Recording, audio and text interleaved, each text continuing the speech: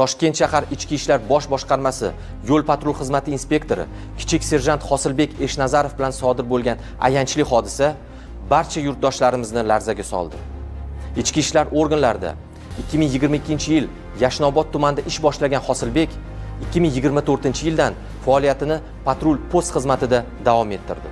Xizmat davomida huquqbuzarliklarni oldini olishda jonbozlik ko'rsatib, yuzlab yirik xalqaro va ommaviy tadbirlarda jamoat tartibini saqlashda qatnashdi.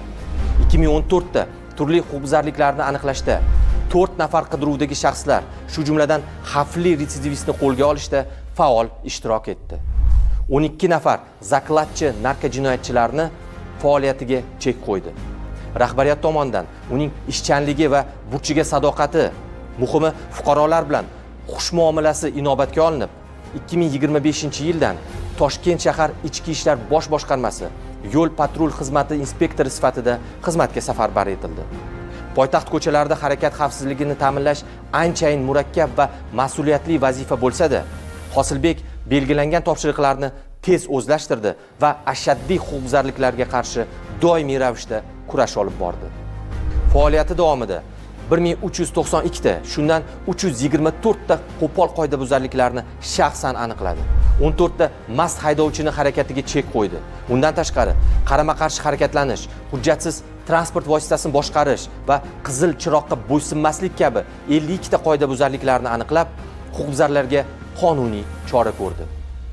Chorrahalarda alp qomatini tik tutib, har qanday ob-havo sharoitida qasamyotiga sadoqat bilan xizmat qilish bilan bir qatorda safdoshlari o'rtasida o'z muomalasi va namunali xulqi bilan hurmat qozondi. Afsuski, joriy yilning 25-fevralida tungi xizmatga jalb etilgan kichik serjant Hosilbek Eshnazarov uchun bu so'nggisi bo'ldi.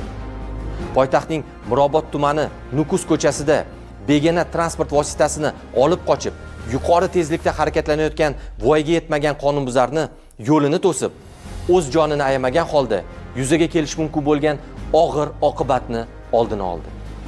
Qahramonlarcha harakat qilgan xodim afsuski o'zi og'ir tan jarohatlari oldi. 3 kun davomida ko'rsatilgan tibbiy yordam va mutaxassislarning sa'y-harakatlariga qaramasdan Hosilbek shifoxonada vafot etdi.